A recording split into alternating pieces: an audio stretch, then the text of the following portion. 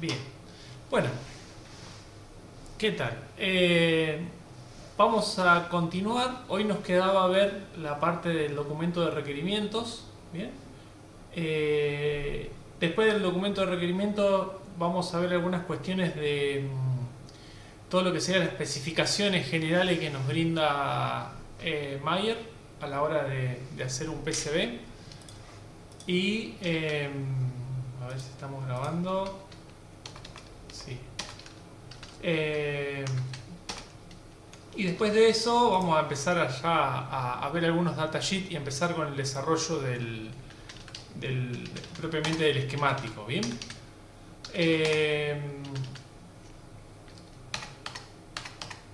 Bueno, la clase pasada cuando les mostré el módulo pero ya montado. Por las dudas les muestro la foto del módulo que queremos usar, por si alguien no lo vio. Es súper conocido lo que estamos hablando, pero por las dudas, este es el modulito que vamos a usar. Bien, vamos a hacer un PCB para poder montar esto. ¿Está? Porque por ahí me daba miedo que se haya prestado la confusión de que íbamos a usar el micro que está adentro de este módulo. No vamos a hacer eso, sino que vamos a usar este módulo así como viene, que realmente viene muy bien resuelto y es muy económico y funciona bien. Eso es muy importante. Bueno, vamos con el documento de requerimientos. Acá lo tengo, voy a compartir pantalla.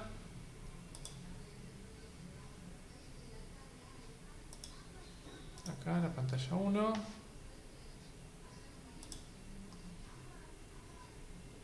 Bien, ahí se está compartiendo.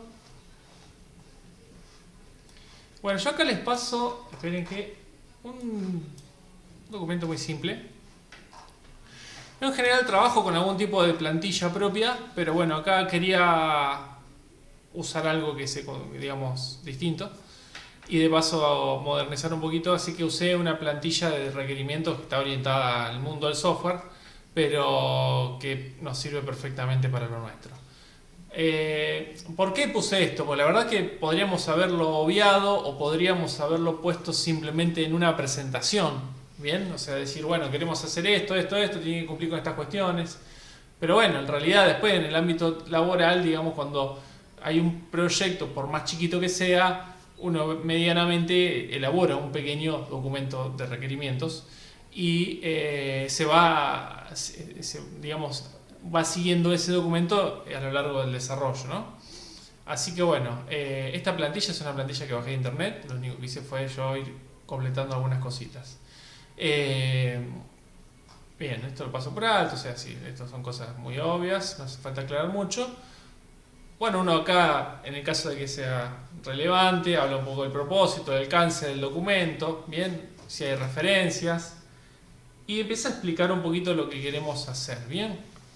En el caso nuestro es bastante sencillo, muy sencillo, que es básicamente activar y desactivar ese motor de persiana que yo les mostré en la clase pasada, conforme a órdenes que vengan del usuario, que puede ser, por ejemplo, una página web que esté accediendo el usuario desde su teléfono, ¿bien? Y después una posibilidad de que se den esas órdenes a través de un comando manual local, ¿bien? Eso es algo que podamos llegar a contemplar. El fin de semana instalé el motor y bueno, quedó funcionando bien, así que ahí estaba contento porque bueno, dio un poquito de trabajo más del que pensaba, pero era sencillo en general, no es algo tan complicado. Así que quedó funcionando y la verdad que el prototipo ese que armé con la placa así todo medio agarrado con cables quedó bien, digamos, no presenta ninguna falla. Pero bueno, lo importante es que el microcontrolador está funcionando bien y el software, hice un software muy chiquitito, sencillo, funciona también bien.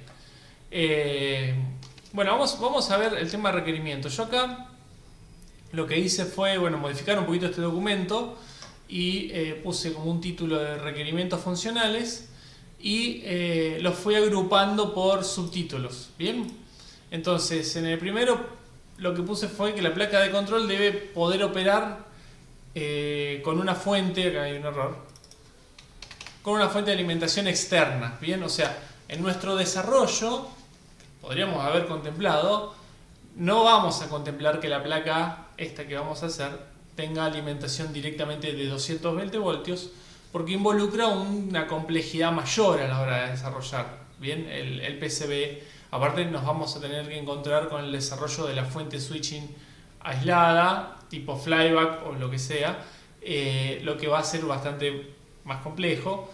Entonces, por lo tanto, dije, bueno, listo, no, la placa se alimenta con una fuente de alimentación externa, donde la fuente de alimentación externa usamos un producto que lo compramos y recibe los 220 voltios y lo convierte a una tensión de continua que pueda recibir la fuente de la placa.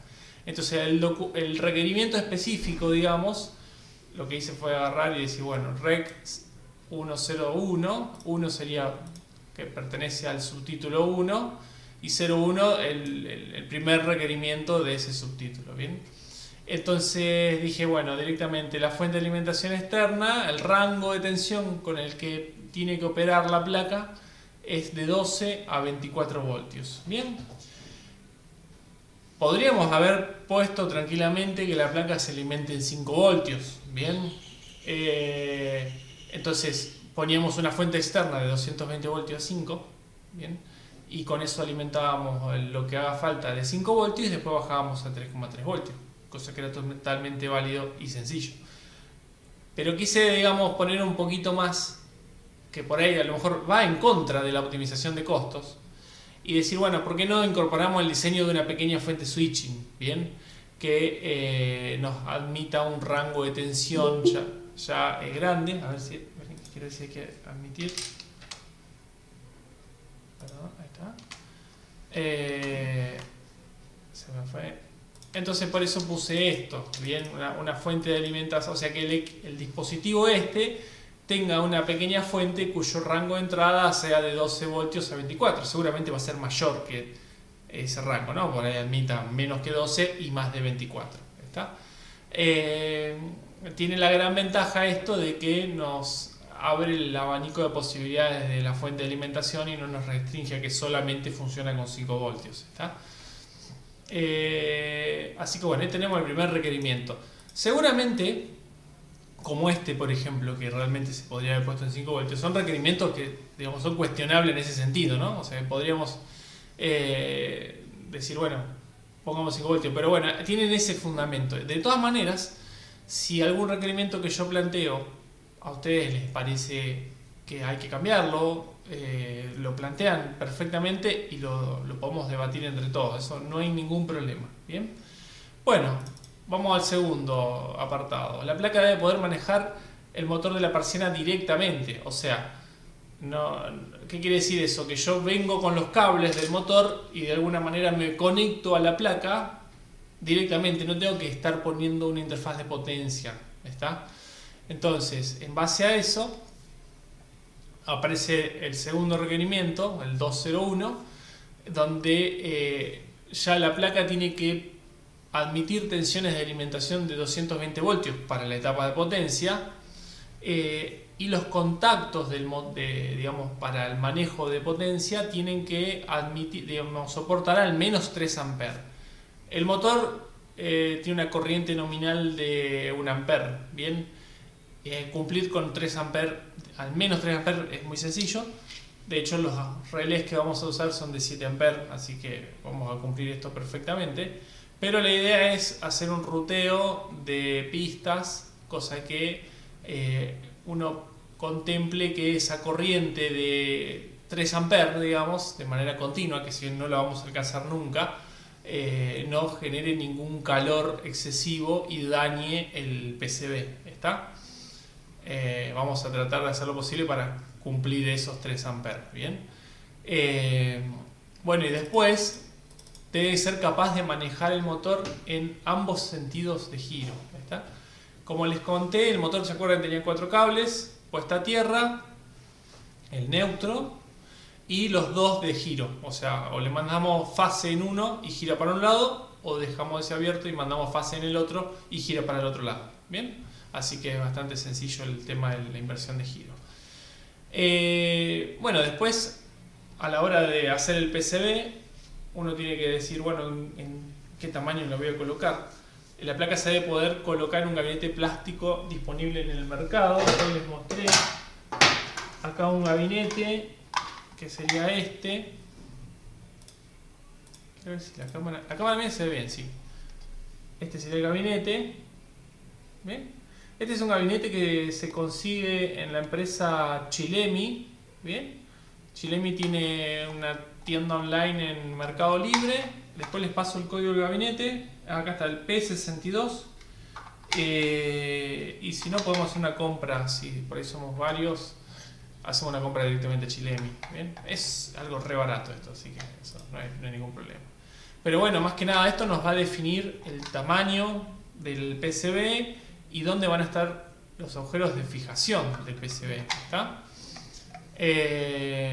Bueno, después otra cuestión es que la placa debe contar con borneras a tornillo. Justo no me dejé ninguna acá. Pero bueno, hay que prever, digamos, y bueno, cómo nos vamos a conectar con la placa, si con pines o no sé, algún tipo de ficha, o vamos a soldar los cables directamente, bueno, lo que sea, pero preverlo. En este caso, lo que yo propongo sería poner borneras a tornillo.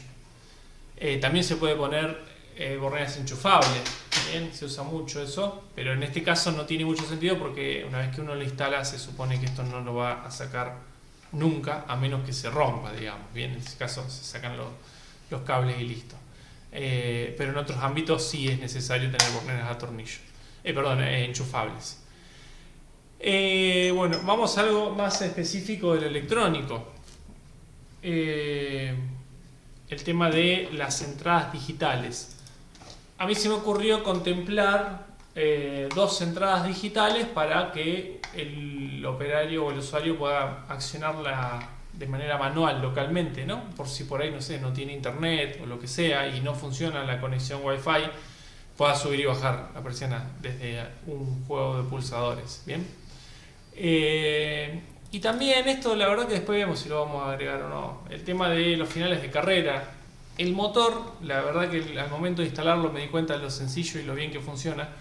Viene con un sistema que yo les conté, tiene una corona que adentro tiene final de carrera tanto para un sentido como para el otro. Y uno con una llavecita que les mandan, que es este cosito que está acá, ajusta eso para que se detenga la posición que uno quiera, tanto arriba como abajo. Bien, y lo hace perfectamente y la verdad que bueno, hasta ahora la repetibilidad es bastante buena. Vamos a ver con el pasar del tiempo si hay que ajustar, pero bueno, funciona bien eso y la verdad que detiene en el punto que uno desea. Así que no es necesario, digamos, que cumplamos sí o sí con esto. Además, involucraría instalar sensores en la persiana, ¿no? Abajo y arriba, con su cableado, y bueno, eso por ahí complica un poquito todo, ¿no? Así que bueno, si esto después vemos si lo vamos a contemplar o no. ¿Está? Vamos ahora a la parte de comunicación. Bueno, obviamente la placa se debe poder conectar a la red Wi-Fi, ¿bien? Y tiene que establecer la comunicación con un broker MQTT. ¿Está? Bueno, acá en estas especificaciones está bastante poco especificado todo. Podríamos especificar muchas cosas más, que seguramente lo vamos a revisar un poquito esto a medida que vayamos viendo el software. Pero como para arrancar puse lo mínimo para tener en cuenta y para que ustedes también tengan una idea de cómo vamos a trabajar cuando empecemos a hacer la parte del firmware del micro. Bien. Bueno, el hecho de que esté conectado a Wi-Fi, eso fácilmente se cumple con el micro ¿está? Y el hecho de que estemos conectados a un broker MQTT, vamos a tener que tener la posibilidad de correr la biblioteca MQTT, que la tiene el framework que les comenté, ningún problema con eso. Pero si bueno, empezamos a pensar un poco más, bueno, habría que ver cuál es el alcance de la aplicación. Si es una aplicación como en el caso digamos, para los fines de un curso, bueno, el broker MQTT, usamos el broker que está libre ahí, después busco la página y listo, para probar, que funciona muy bien. Pero bueno, es un broker libre ahí, que por ahí se puede caer y no le podemos reclamar nada a nadie. Así que bueno, para pruebas de un curso va perfecto, pero para un producto comercial no, digamos. Así que bueno, en el caso que quisiéramos hacer un producto comercial donde el usuario quiere tener cierta garantía de que funcione a lo largo del tiempo, tendríamos que evaluar cómo le damos robustez a ese broker, ya sea si ustedes tienen un sistema de servidor con buena conexión a internet y UPS y todo, bueno, pongan su broker, digamos. Y si no, contraten un servicio en la nube, un server en la nube, instalan y ya está, digamos, ya tienen el broker corriendo, ¿está? Luego, después habría que ver si al broker le ponen clave, que yo diría obviamente que sí, y si hacen conexión encriptada o no, digamos, ¿bien? Así que eso después se verá, lo charlaremos cuando estemos trabajando con la parte de firmware. Pero bueno, por lo menos especificar que nos vamos a conectar a ese broker, ¿está? Y después, bueno, puse que la placa se debe suscribir a un tópico, ¿bien? En el caso este, la verdad, este tópico deja mucho que desear, les digo por qué. Para que en ese tópico se vayan publicando los mensajes o las órdenes que el usuario da desde la página web para poder subir la persiana, si es que quiere subirla completa, bajarla completa, si quiere, cerrarla completa, o si quiere subir un poco o bajar un poco, ¿bien? Y si quiere parar, digamos, la persiana.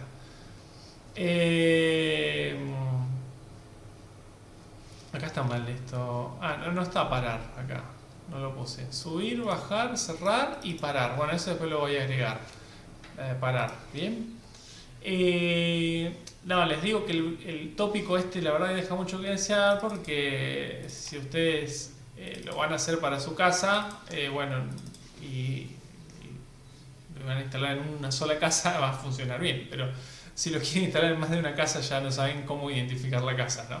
Así que bueno, habría que ver cómo uno cambia casa por, no sé, el domicilio o un número de identificación o lo que sea, que de alguna manera sea único y que permite identificar a dónde está instalado ese dispositivo Wi-Fi. Bien. Después, la subdivisión, obviamente, que queda ahí como ustedes vayan diagramando lo que quieran poner en los distintos dispositivos que quieran poner en su casa o en donde sea, ¿bien?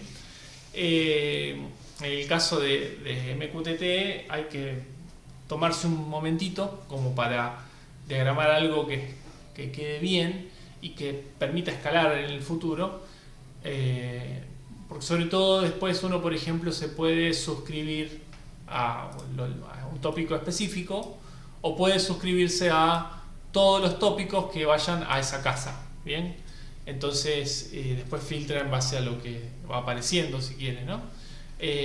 Así que bueno, MQTT es un protocolo que tiene unas cosas muy interesantes, pero obviamente, como todo, requiere, digamos, de armar algo que quede bien planteado para que después pueda escalar, ¿no?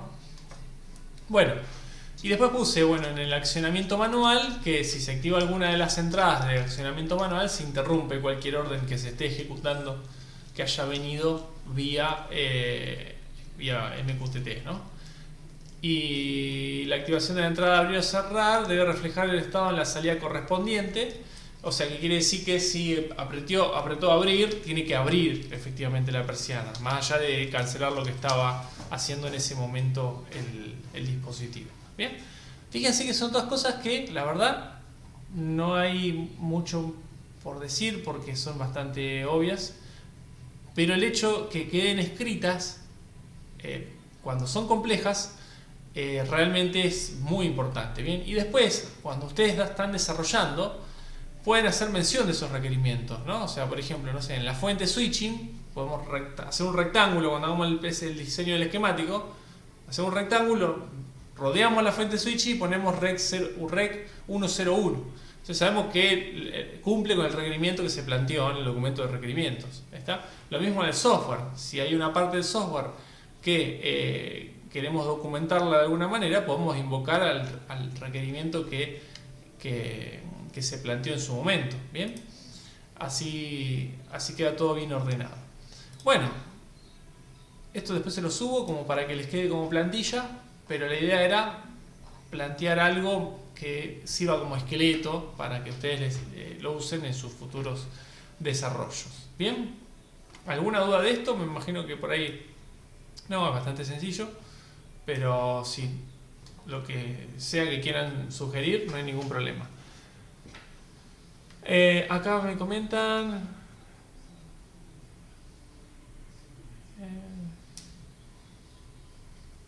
Bueno, eso de la posición intermedia estaría bueno contemplarlo.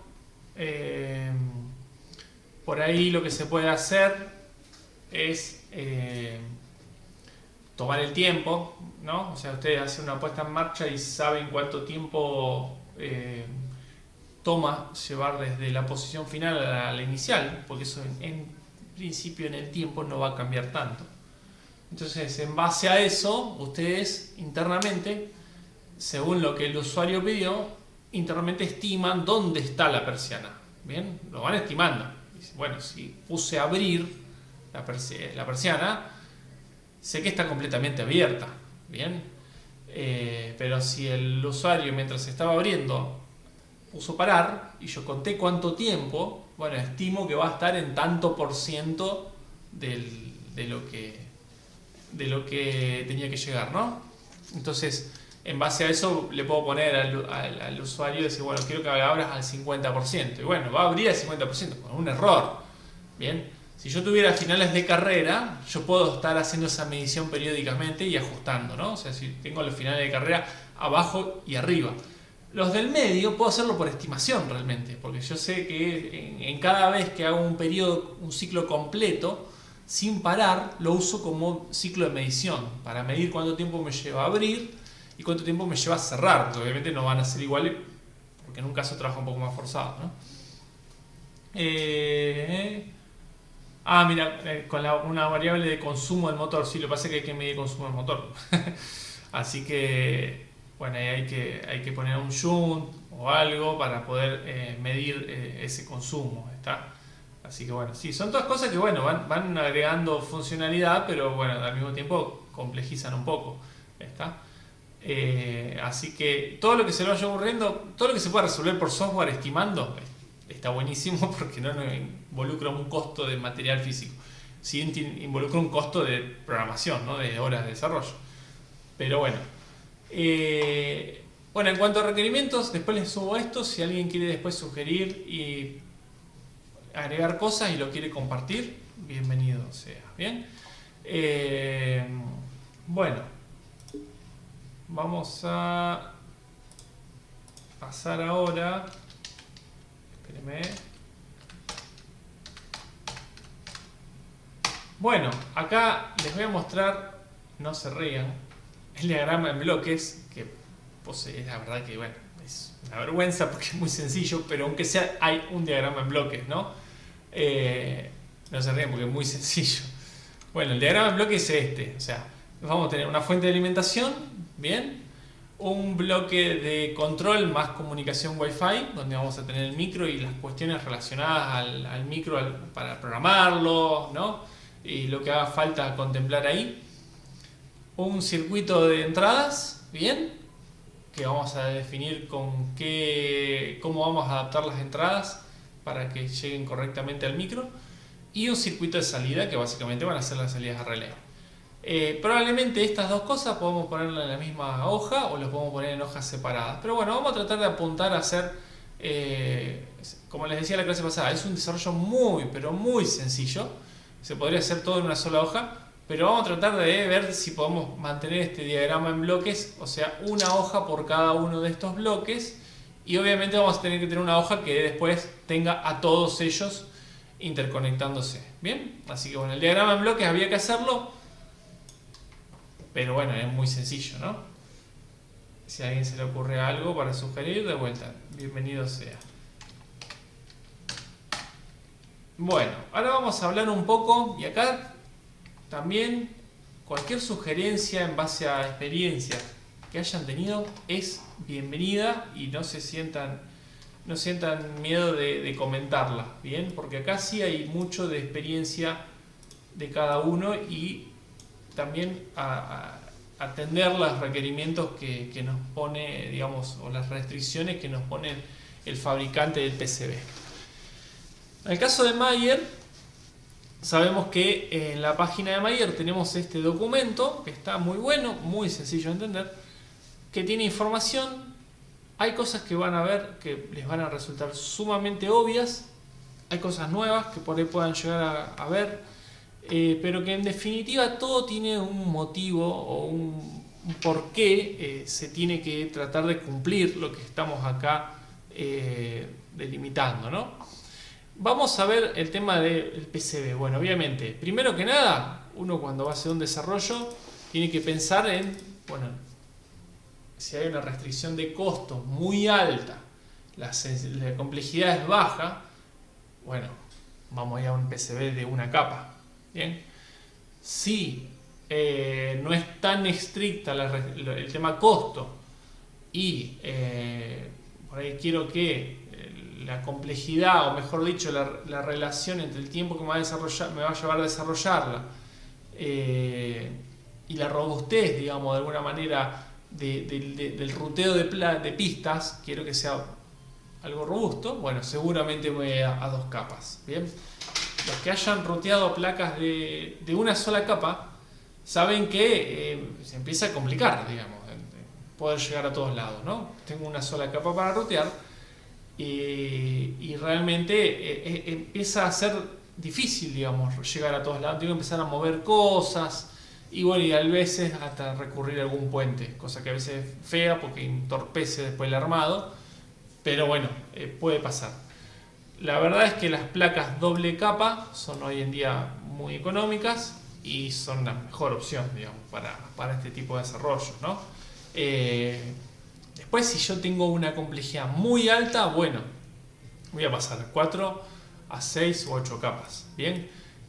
Sobre todo si tengo complejidad alta y restricción de espacio, ¿bien? Porque si no tengo mucha restricción de espacio, probablemente con dos capas lo pueda resolver muy bien. ¿Está? Bueno, y después vamos al material. Bueno, como les decía yo la clase pasada, vamos a hacer una placa de dos capas, ¿bien? Para poder trabajar tranquilos. El material por excelencia que siempre se usa es FR4 y el espesor es de 1,6 milímetros, es lo más común a la hora de hacer una fabricación de un PCB. En el caso de que requieran otro espesor, bueno, ahí tendrán que especificarlo y tener que ver los motivos por cuál requieren de otro espesor de placa. ¿Está? Después aparecen, en base al tipo de placa, si es de una sola capa o más de una capa, la restricción en el tamaño del PCB. Bien, o sea, puede pasar que haya PCBs muy grandes, no sé, un cartel o algo con alguna complejidad donde tengo que tener muy dispersos los componentes porque tengo tipos de circuitos que tienen que estar en la misma placa pero no pueden estar cerca, pues una interfaz de potencia muy compleja y otra interfaz de señales muy chiquititas, pero quiero hacerlo en una sola placa porque no quiero poner cables para interconectar. Bueno, puede ser que sea una placa grande, ¿bien? Así que bueno, tengan en cuenta la restricción de tamaño, ¿no? En el caso nuestro, bueno, es súper grande la placa, así que no vamos a tener ningún problema de restricción de tamaño, ¿bien? Bueno, después nos especifica la tolerancia del corte del perímetro de la placa, ¿bien? Esto puede variar obviamente de distintos fabricantes de PCB, ¿está? Pero bueno, a la hora de hacer un PCB que se va a montar en un gabinete, hay que tener en cuenta la tolerancia esa para poder dejar un margen de seguridad y que el PCB, si viene un poquito más grande, siga entrando en el gabinete, ¿no? No queda afuera y tengo que agarrar la lija, ¿no? Algo por el estilo. Bueno, después viene el espesor de cobre, ¿bien? O sea, la capa de cobre tiene su espesor, ¿bien? Bueno, lo más común es de 35 micrómetros, ¿bien? Hay una tabla que ahora no está así muy fácil de acceder, en la página de Mayer, que a mí me la facilitaron hace mucho tiempo, que uno de los ingenieros había hecho unos ensayos para estimar la corriente que puede circular por las pistas, creo que era para el caso de 35 micrómetros, y para distintos espesores de pista, o sea, distintos anchos de pista, mejor dicho. Bien, y para distintas temperaturas, ¿está? O creo que eran deltas de temperatura, o sea, cuánto aumenta la temperatura de la placa en función de la corriente. Bueno, eso nos va a dar una idea de qué corriente, o sea, mejor dicho, qué espesor, qué ancho de pista poner en base a la corriente que va a circular. Una regla muy sencilla, que suele ser bastante buena, es poner 1 milímetro, 1 amper. Bien, o sea, 1 amper por cada milímetro de ancho de pista. O sea que, a grosso modo, si queremos hacer circular esos 3 amperes, vamos a tener que tratar de que las pistas tengan 3 milímetros de ancho. Bien, que es bastante, 3 milímetros, y vamos a estar recontracubiertos para poder cumplir con los 3 amperes. Después vamos a buscar la tabla esa, pero vamos a ver que vamos a estar bien para poder cumplir con esa corriente, y que si hay un calentamiento de la placa por esa circulación de corriente, no va a ser algo que la vaya a destruir, ¿no? que se dañe la placa. ¿Alguna duda hasta acá o algo que por ahí quieran comentar a modo de experiencia respecto a esto del tema de los grosores de pista y todo eso? ¿No?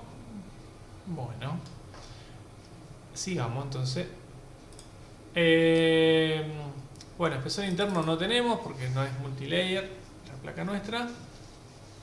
Vamos ahora al tema de agujeros. O sea, la placa obviamente va a tener agujeros porque vamos a tener componentes con patitas. Bien, entonces hay que tener en cuenta qué diámetro de agujeros vamos a prever para esos componentes. Si bien eso, como yo les decía, en la biblioteca de PCB ya viene el dibujo del componente, la huella, ya tiene su pad con su agujero y todo, hay que revisarlo. Bien, hay veces que puede aparecer una pequeña variación de ese agujero por el metalizado que se le hace interior al agujero. Si bien el fabricante contempla eso, bien, o sea, si uno dice yo quiero que mi agujero quede, no sé, de 0,5 milímetros, bueno, el fabricante contemplará de que a lo mejor el agujero lo hará un poquito más grande, compensando la deposición de metalizado. Bueno, eso por ahí podríamos llegar a pedirle a Mayer que nos explique si es que queremos conocer un poquito más de eso. No tengo mucha información porque obviamente no conozco detalles del proceso, pero bueno, en principio el fabricante va a contemplar eso, pero aparece una tolerancia, digamos, donde tenemos que ver de que esa tolerancia no nos haga que ese componente después no entre. Bien, o sea, tendríamos que agarrar el componente, agarrar un calibre, medir las patitas. Obviamente siempre tiene que estar el datasheet a mano. Yo siempre que hago, miro el datasheet, miro qué dice el fabricante de las patitas. Dice, mira, la patita tiene, no sé, 0,2 milímetros de diámetro. Bien, yo agarro el calibre y lo mido. Bien, es así, o sea, siempre. En base a la experiencia y en base a el espacio que tengamos, lo que yo les comentaba antes de la reparabilidad de la placa, uno dice, y lo que dice el fabricante también, porque el fabricante sugiere un tamaño de agujero recomendable, ¿bien? En base a la tolerancia que él va a tener también en las patitas, porque no van a ser todas iguales. Bueno, en base a eso, y en base a la tolerancia del fabricante del PCB, uno escoge un tamaño de agujero, ¿bien? Vamos a ir viendo cuando empecemos que uno toma un margen de seguridad siempre, ¿está? Pero obviamente no podemos hacer agujeros excesivamente grandes porque después el componente cuando lo pongamos puede quedar torcido, queda mal. Además eso insume mucho estaño, digamos, y el estaño cuesta. Cuando tiene que hacer una producción, si vamos a usar mucho estaño, nos va a salir más caro el armado de la placa. ¿Está? Así que no es el hecho de poner un agujero excesivamente grande. ¿Está? Bueno, me ha pasado, no sé si a ustedes a alguno les pasó, de tener que tener un margen de tolerancia un poco grande, por ejemplo, no sé, borneras, cosas por el estilo, porque el agujero un poco más grande tiene más superficie, digamos, de las paredes, hay más superficie, eh, sin hacer una excesivamente grande, pero logra un poco más de rigidez, y además en las borneras hay veces puede haber variación de un fabricante a otro, no todos tienen el mismo tamaño de patitas, entonces hay que tomar un margen de seguridad a veces en borneras, por ejemplo, ¿está? Así que bueno, ahí vamos a ir charlando un poquito en base a lo que veamos que sea conveniente, y también la opinión de ustedes, obviamente, ¿no? Bueno, el tamaño, la variación de agujeros es bastante, o sea, podemos ir desde agujeros muy chiquititos, ¿bien? O sea, agujeros de 0,25 milímetros hasta 6,25 milímetros de diámetro. Así que tenemos bastante. No nos dice el salto, pero bueno, eso depende de cada fabricante. Después tendrá un salto de 0,05 bien, milímetros o 0,02, no lo sé, habría que preguntar. La verdad es que realmente teniendo una tolerancia grande, bueno, si nos dan 0,1 milímetro de dispersión, probablemente el salto sea 0,05. O sea, 0,05 para arriba y 0,05 para abajo. Generalmente nunca me ha representado algo que necesite saber, digamos, porque bueno, después si el fabricante ajusta un tamaño de agujero a lo que él dispone de mecha, si el agujero va a quedar un poquito más grande de lo que yo prevía, o un poco más chico no creo que lo haga, nunca me trajo problemas. Bien. Bueno, después tenemos la posibilidad de hacer ranuras. Nunca hice ranuras yo, a lo largo de los PCB que he hecho, nunca necesité hacer ranuras, pero bueno, nos da digamos, el tamaño mínimo de la ranura que uno puede hacer, después de ahí para arriba, ¿bien? El tamaño que desee. Y después algún calado específico, digamos, donde quiere sacar un pedazo del PCB. Bueno, obviamente que acá nos aclaran que en las esquinas nunca van a quedar con bordes puntiagudos, ¿no? Sino que vamos a tener un pequeño radio, que bueno, ahí de vuelta, según lo que ustedes necesiten hacer, van a tener que ver si necesitan alguna especificación más que lo que está en este documento. Bien. Vamos ahora a estas cosas interesantes. ¿Miren? Vamos ahora a lo que serían los pads. Los pads son una parte importantísima del PCB, porque básicamente es donde yo voy a tener un agujero y voy a tener rodeado de cobre a ese agujero. Y se supone que yo ahí voy a poner un componente, ¿no? O sea, va a salir la patita del componente y uno suelda ahí. ¿Está? Bueno, para lo que sería la relación, digamos, o sea, el diámetro del pad, espérenme, sí, lo que sería el borde este, lo que recomiendan, obviamente que esto es un mínimo, es de 0,3 milímetros. Si uno lo necesita, puede ir al mínimo que ellos pueden cumplir, que es 0,2. Pero este tipo de especificaciones a veces sugieren, digamos, y bueno, lo más chico que tengas sea 0,3.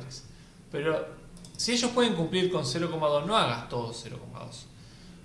Porque involucra, digamos, un esfuerzo, digamos, por el lado del fabricante, que por ahí puede hacer que el costo de la placa sea mayor. ¿Bien? O puede ser que aparezca no sé, alguna posibilidad de falla o lo que sea. ¿Bien? Básicamente, ¿por qué aparece esta restricción? ¿Por qué tengo 0,3 milímetros de vuelo nomás? ¿Está? Que es bastante chiquitito. Porque si yo tengo, en este caso, imagínense, un pad de cobre, bien, después sale la pista, ¿no? Obviamente, por acá puedo salir con una pista, por acá con otra, o una sola pista de un solo lado, ¿no? Pero yo voy a tener la pista, que la pista va a ser quizás más fina que el pad, que el pad completo me refiero. ¿Qué pasa si este agujero que está acá va a tener una tolerancia? ¿Bien? O sea, puede salir un poquito más grande de lo que yo preví. ¿Bien? Si es un poco más grande, eso va a llevar a que la corona esta sea menos de 0,2 milímetros. ¿Bien? Por lo tanto, empiezo a tener menos superficie de conducción, digamos, de la corriente que yo quiera que circule por ahí. Supongamos que sea una corriente extremadamente baja, no es problema.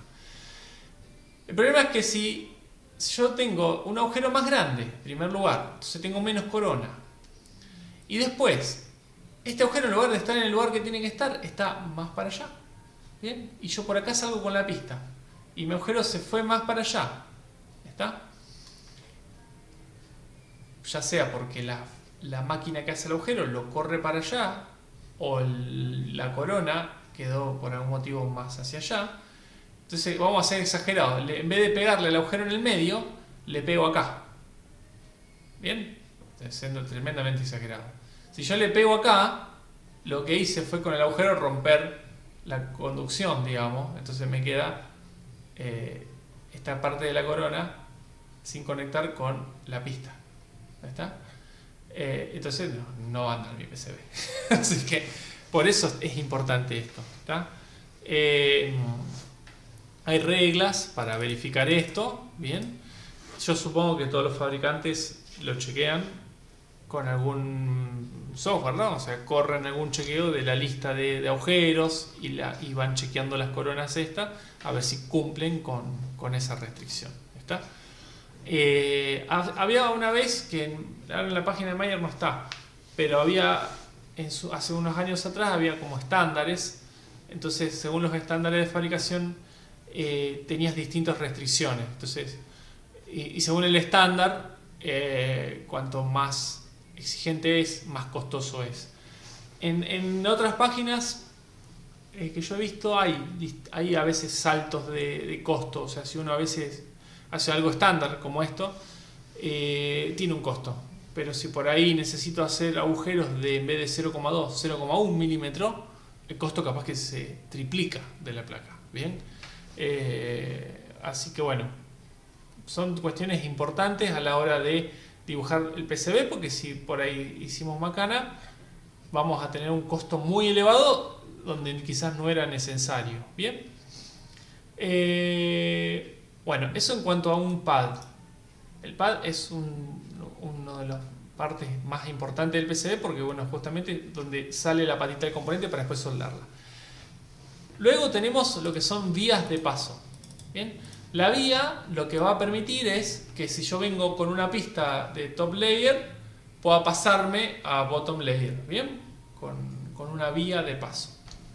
Entonces, la vía de paso uno la puede pensar como un pad. Bien, lo que pasa es que no está previsto que uno tenga acceso al cobre ahí para poder soldar. ¿Está? Así que no es lo mismo, digamos, una vía que un pad. O sea, no tenemos que pensar en que en la vía después podemos aprovecharla para poner, no sé, un componente. No, ¿está? Porque probablemente esté con máscara antisoldante y no podamos acceder al cobre, esté aislada, digamos, desde arriba. Pero bueno, en principio tiene su corona, ¿está? Va a tener una pista, va a tener una metalización interna del agujero, y del otro lado aparece de vuelta la corona igual. A eso me olvidé decirles, en el pad es así, digamos. O sea, la corona es la misma de un lado que del otro. ¿Está? De un lado de la placa que del otro lado de la placa.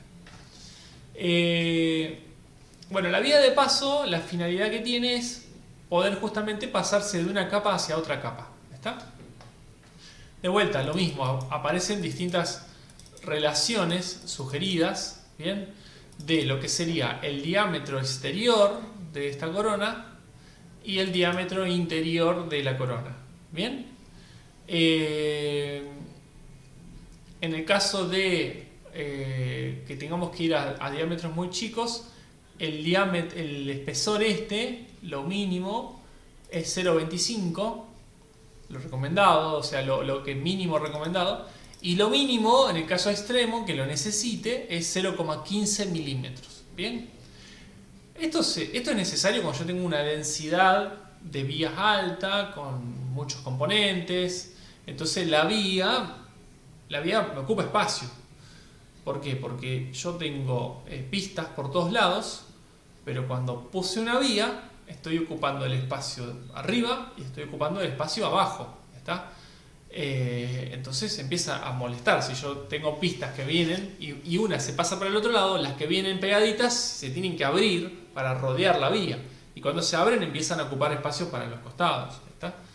Así que bueno, siempre en el desarrollo de un PCB, por lo menos yo lo que trato de hacer es minimizar el uso de vías siempre que no entorpezca el ruteo de la placa. ¿Está? Porque por el hecho de minimizar el uso de vías, termino haciendo una pista que termina pegando una vuelta muy grande y para eso ponía una vía en algún lado y listo. ¿Está? Después vamos a charlar de algunos criterios de cómo encarar el ruteo de una placa. ¿Bien? Hay alguna estrategia ahí en base a la experiencia que le van a facilitar el ruteo. Pero bueno, lo recomendable cuando ustedes empiecen a dibujar el PCB es adoptar alguna de estas relaciones que nos sugieren. Bien, podemos adoptar alguna intermedia. Siempre, obviamente, cuanto más grande la vía, mejor, porque tengo una corona mayor, lo que me provee una menor resistencia eléctrica, un agujero más grande, bien, que también va a tener menor resistencia eléctrica, voy a tener mayor deposición de metal ahí adentro y menos chances de falla, digamos, bien. Pero bueno, si en algún lado necesitan poner una vía así, bueno, lo ponen. De vuelta, siempre hay que tratar de bajar también la diversidad de diámetros de agujeros. Los de agujeros se hacen con una mecha, ¿tá? Es así. Y la máquina que hace agujeros es automática, pero si necesita hacer 50 tipos de agujeros de diámetro distinto, va a tener que hacer 50 cambios de mecha. Cada cambio de mecha lleva tiempo, y el tiempo es dinero. El que tenga una máquina de esas, los fabricantes que tienen máquinas de esas, quieren que haya la mayor cantidad de PCB agujereados por tiempo. Bien, entonces si ustedes lo tienen en la máquina intercambiando de mecha, están perdiendo tiempo. O mejor dicho, están haciendo que salga más caro ese PCB. Así que bueno, en general los fabricantes después no nos van a cobrar por la diversidad de agujeros que tengamos. No va a pasar eso. Nos va a cobrar, no sé, por el tamaño de la placa. Y ellos ya saben que en promedio hay una X diversidad de agujeros y lo compensarán, ¿no? Van a tener clientes que tienen una diversidad de agujeros terrible y clientes que tienen una diversidad de agujeros muy baja.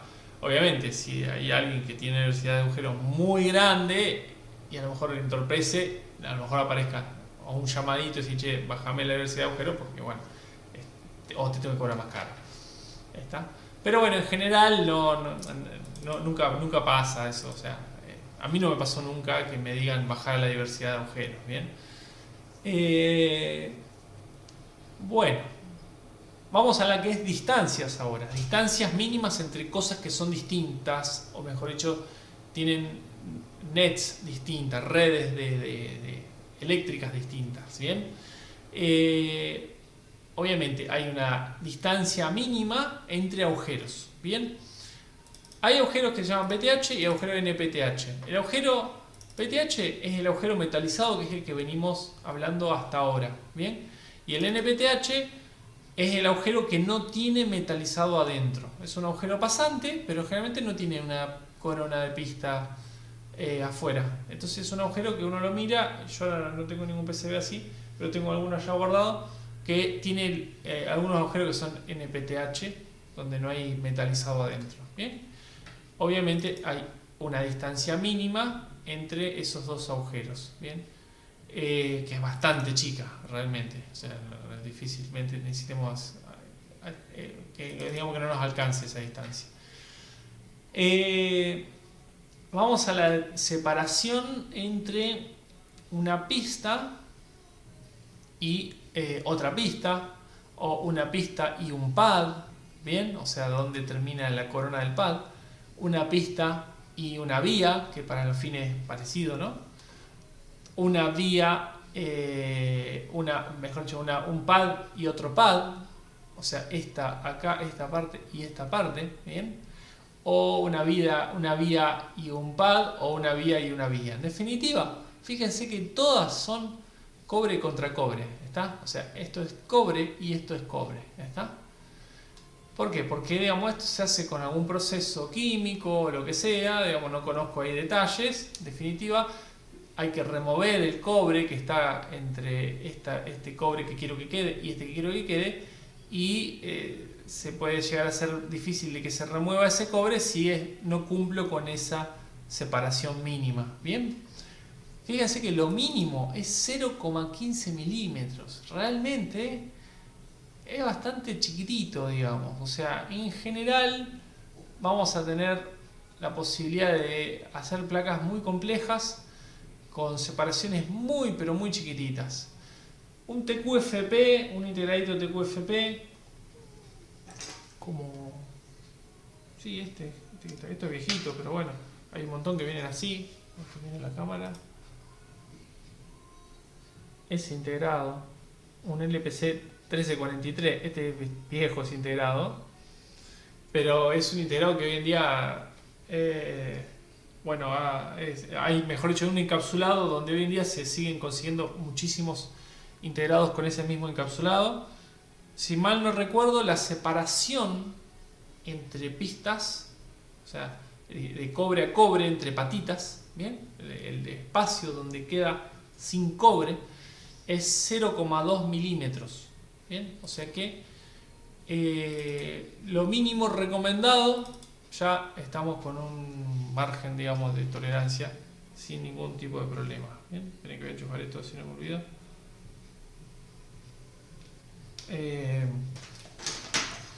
Y lo mínimo posible, ya se requerirá, supongo yo, algún esfuerzo o un costo extra, no lo sé, quizás no, de 0,125 milímetros, o sea, realmente muy poquita separación. ¿Bien? Ahora, ¿qué quiere decir? ¿Que yo voy a rutear toda mi placa con esa separación? No, digamos. Vamos a tratar de que ruteemos primero, lo que uno hace cuando uno va a rutear una placa es observar dónde va a estar la restricción mínima. ¿Bien? Por ejemplo, en el caso de una placa con ese encapsulado, si yo tengo 0,2 milímetros, bueno, yo ya sé que en esa zona voy a tener 0,2 milímetros de separación entre pistas, ¿bien? Entre cobre a cobre. Y bueno, probablemente diga, bueno, toda la placa la restringo a 0,2 y listo, y ya cumplo con eso, y de hecho hasta tengo un pequeño margen de tolerancia, ¿está? Después puede, por ejemplo, aparecer, no sé, algún integradito como ser la fuente switching que vamos a usar. Yo acá tengo una que ya viene con el integrado montado, pero nosotros vamos a montarlo. Bueno, acá la separación entre pistas no es tan crítica, pero obviamente tengo que cumplir. ¿Es bien? Ahí está el integradito. Bueno, habría que ver si tengo una restricción por ese lado. ¿Bien? O sea, hay que observar un poco los footprints, a ver cuál es el que me mete la mayor restricción.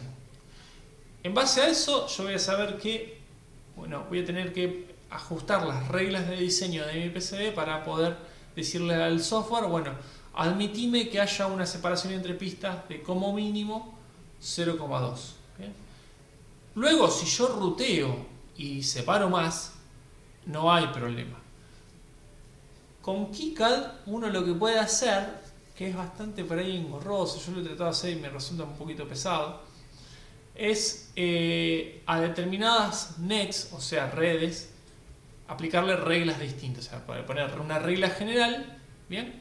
Y a determinadas redes ponerle reglas distintas. ¿Está? Entonces KiCad me va a permitir rutear esas redes con esa regla específica y el resto con la regla general. ¿Bien? Lo que seguramente hagamos nosotros es poner una regla general, porque va a ser bastante permisivo, porque no tenemos componentes que tengan restricciones grandes. De hecho, esto, fíjense que las islas esas van a estar bastante separadas. Bueno, acá por la cámara no se nota, pero le pongo el datasheet que es bastante sencillo, ¿no? No hay mucha complicación en la cercanía de esas islas a la hora de rutear, ¿bien? Pero bueno, en definitiva, hay que ponerle mucho cuidado y mucha atención a esto, ¿está?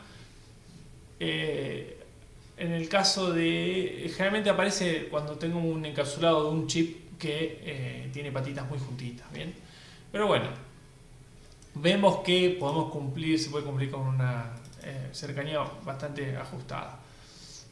Eso para el de 35 micrones, ¿bien? Vamos ahora a lo que sea los polígonos, o sea, lo que es el plano de relleno, cuando uno rellena la placa con pista gruesa, ¿no? En todos los huecos, con alguna funcionalidad específica, ¿no? Como por ejemplo es el plano de masa, ¿bien? En el caso del plano de masa, ellos sugieren que el acercamiento de plano de masa, que es cobre, hacia cualquier pista, no sea 0.15, sino que abramos un poquito, ¿bien? A 0.20, ¿bien? No conozco los motivos de por qué el plano de masa lo sugieren un poco más abierto.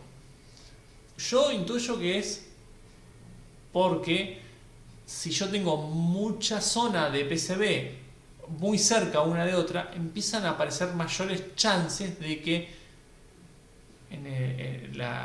cuando se tiene que atacar el cobre y removerlo, digamos, químicamente, no se pueda conseguir, digamos, y aparezca un corto, ¿está?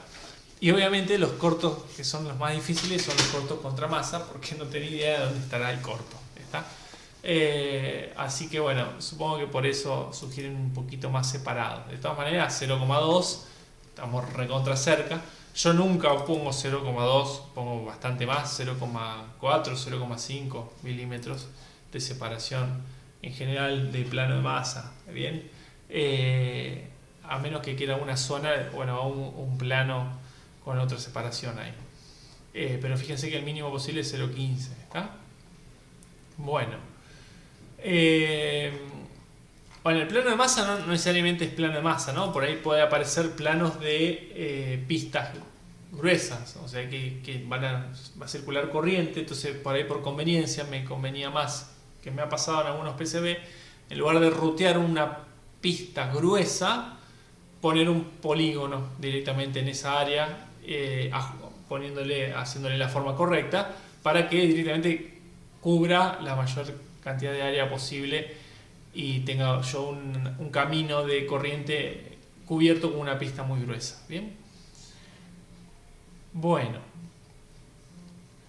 hasta acá alguna duda. Son cosas bastante simples que probablemente ya conozcan, pero que nos estamos pasando en limpio, ¿no? Vamos ahora a los anchos mínimos de la pista, ¿bien? O sea, la pista más finita que pueda uno hacer. Fíjense que lo más finito es 0,15 milímetros. Es bastante finito. Pero lo mínimo que pueden hacer a través del proceso sería 0,125. De vuelta lo mismo, o sea, no vamos a tirar toda la placa con 0,125, ¿está?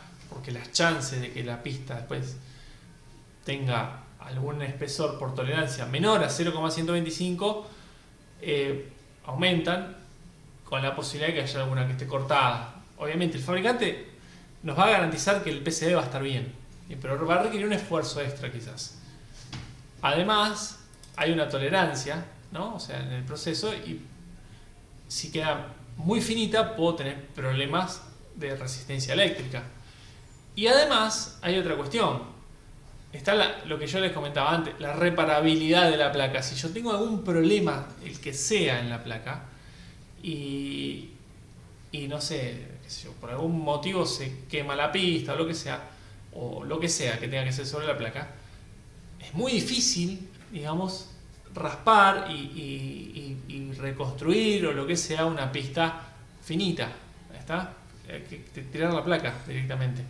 Las pistas gruesas son fácilmente de reconstruir y de reparar o de lo que sea, ¿bien? Así que bueno, el criterio siempre es no irse al extremo, y en el extremo de lo más finito que se pueda, ¿no? Porque podemos tener problemas. excepto en aplicaciones donde no me queda opción.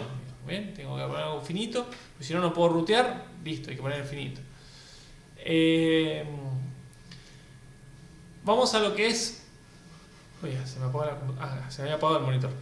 Vamos a lo que es un pad SMD. El pad SMD es la isla, digamos, similar a lo que sería un pad PTH, ¿bien? Pero sin agujero. ¿Está? Ese sería un pad SMD. ¿Bien? El grosor mínimo de ese pad es 0,25 milímetros. ¿Bien? Y lo mínimo posible es 0,2 milímetros. ¿Está? El pad tiene una particularidad. ¿Por qué uno dice, por qué tengo un pad de 0,2 si puedo hacer pistas de 0,15? ¿Está? Bueno, resulta que el pad en realidad no tiene máscara antisolante. Bien, entonces no es lo mismo que una pista. Por lo tanto, aparecen tolerancias, porque la máscara antisolante se hace después y si lo hago muy finito, puede ser que la máscara me lo tape. Y si queda tapado, no va a poder soldarse ese componente. Bien. Bueno, en general 0,25 milímetros puedo cumplir con cualquier cosa, digamos. 0,2 estoy ya en un TQFP, ahora no recuerdo si era 0,1 TQFP como el que les mostré recién. Uno de 100 patas, tranquilamente vienen de 0,2 milímetros de espesor de pad. Bien, así que lo pueden fabricar perfectamente. Eso es el espesor en un sentido. Después el largo del pad, bueno, eso no hay problema, porque lo hacen mucho más largo el pad, ¿no? Para que pueda alojarse el estaño y el componente, si uno lo puede, llega a quedar un poquito torcido o lo que sea, no estemos muy estrechos a la hora de soldarlo. Bien. Bueno, eso en cuanto a lo que sería el pad. Después, el espesor mínimo de un polígono, o sea, el polígono, de vuelta, es una pista en definitiva, es una pista más. Pero bueno, como son pistas que estoy esparciendo por todos lados, bueno, ellos recomiendan un espesor mínimo de 0,2 milímetros. O sea, el polígono, cuando uno lo va a dibujar, le especifica estos parámetros, ¿está? O sea, después lo vamos a hacer. Pero lo recomendable es que el polígono, la parte más chiquita que tenga, no sea menor a 0,2 milímetros. Bien. Yo en general, acá también estoy un poco más arriba que esto. Creo que está en 0,4, 0,5, ahora no recuerdo. Lo que pasa es que, bueno, cuando un polígono no puede ser menor que, por ejemplo, 0,5 milímetros, cuando yo tiro el polígono a la placa y empieza a querer llenar, va a haber lugares por donde no va a poder entrar el polígono, porque a lo mejor tengo una separación entre, no sé, dos pads y el polígono no pasa por el medio, porque cuando lo quiere hacer más chiquitito no cumple con esa restricción. La restricción obviamente de separación, más tamaño más chiquitito, más separación de vuelta. Entonces no pasa el polígono, entonces a lo mejor no se me llena de polígono de masa debajo de un integrado o qué sé yo, lo que sea, ¿bien? Así que bueno, hay que ir viendo eso también. Si yo me interesa mucho que el polígono penetre y entre en un montón de lugares, bueno, tendré que ir viendo de llegar a estos 0,2 milímetros. También uno lo puede ayudar al polígono, digamos, decir, bueno, pongo una regla del polígono que sea bastante liviana, donde tenga un grosor importante, una separación grande, para no tener problemas de cortocircuito o de lo que sea, o de capacidades parásitas a veces, ¿no? Y digamos, en algún lugar donde sé que no entra, bueno, tiro una pista y después el polígono se va a rellenar del otro lado perfectamente. ¿Está? Así que bueno, hay posibilidades por ese lado también. Bueno, vamos a lo que es la máscara antisoldante. Bien, la máscara antisoldante nos va a justamente proveer una cuestión, digamos, de aumentar la vida útil de la placa, bien, y al mismo tiempo aislarla eléctricamente, o sea que cualquier cosa que se apoye sobre la placa sin que la rompa no va a estar en contacto eléctrico con la pista que esté debajo.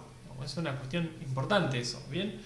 Hay veces que hay componentes que tienen zonas metálicas abajo, y si bien uno tiene un pad, digamos, para que se suelde eso, pero a veces la zona metálica es excesivamente grande, ¿no? O sea, o lo que sea, y yo la sueldo en un pedazo, pero en otro pedazo no me interesa que esté soldado.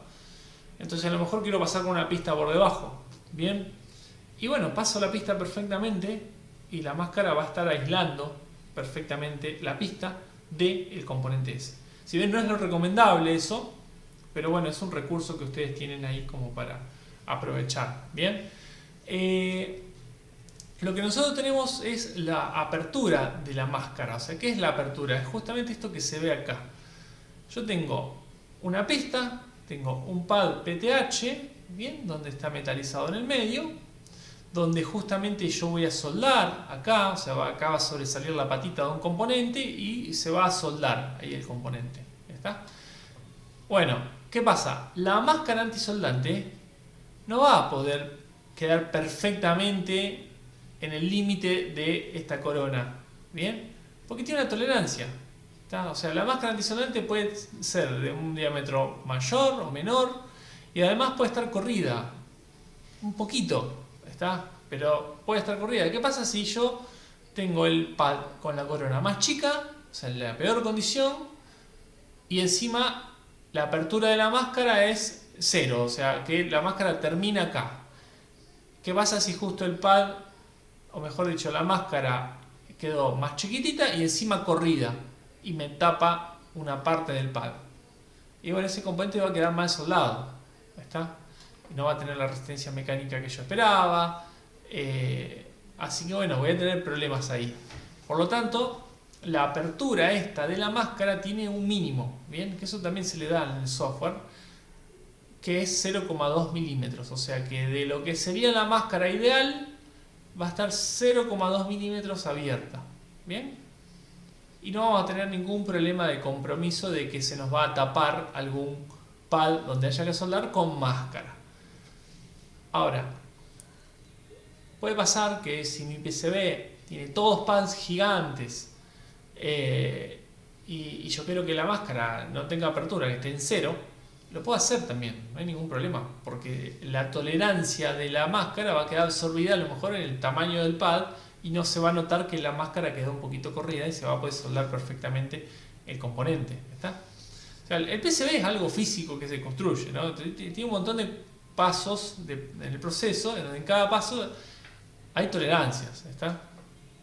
O sea, realmente a lo largo de los PCBs que he desarrollado nunca me han pasado cosas por el estilo de que alguna cuestión así no se haya podido cumplir, pero bueno, los fabricantes en general tienen una calidad muy buena de PCB, ¿bien? Bueno, tenemos la restricción de 0,2 milímetros y después para los SMD la misma, la restricción esta que está acá, que es cuánto va a ser la mínima máscara que va a poderse digamos introducir, ¿no? Es 0,2 milímetros, ¿está? O sea, el espesor mínimo de máscara. ¿Bien? ¿Ven? Ese sería el espesor mínimo de máscara. No consulté con Mayer, pero lo que yo supongo es que si en algún lado queda un espesor menor que el mínimo, bueno, no hay máscara. Y listo. Se termina la historia. Ahí no hay problema, digamos. No hay problema que no haya máscara. ¿Está? El problema es si tengo máscara donde no tenía que estar. Ahí estaría el inconveniente. Bueno, creo que con esto es todo.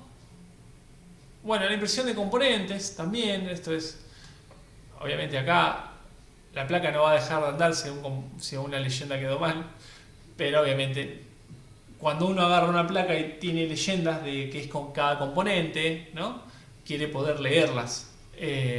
Así que bueno, aparecen también las restricciones para la parte de la serigrafía, ¿no? Donde el ancho de la serigrafía es 0,15, o sea que la verdad que puedo hacer serigrafías con trazos muy finitos, y la altura del texto también muy chiquitito, bien, o sea, cosas muy chiquititas casi que me va a costar leerlas. Eh, bueno, así que en general no hay grandes cuestiones en esto.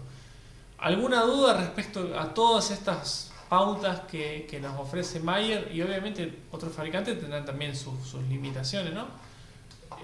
Pero bueno, estaba buenísimo el documento técnico este que ellos ofrecen como para poder entender conceptualmente algunas cosas, más allá de la restricción en sí. Bien. Bueno.